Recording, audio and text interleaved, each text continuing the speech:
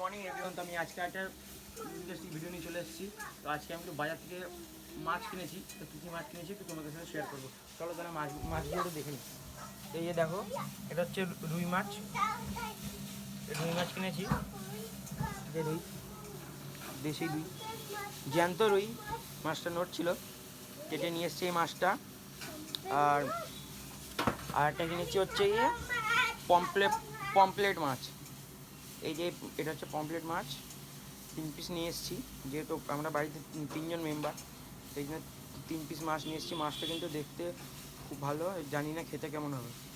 ঠিক আছে, তো এই মাছটা খাইনি কোনো দিন, তো দেখা যাক মাছটা আজকে খেয়ে কেমন লাগছে।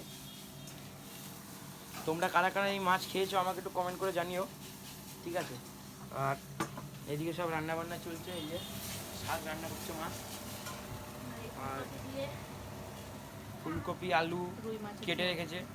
ফুলকপি আলু দিয়ে রুই মাছের ঝোল করবে, আর হালকা একটু লেবু লেবু দিলে ভালো লাগে।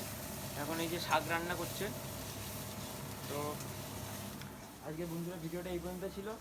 টাটা, আবার অন্য কোনো ভিডিও নিয়ে আবার ফিরে আসবো।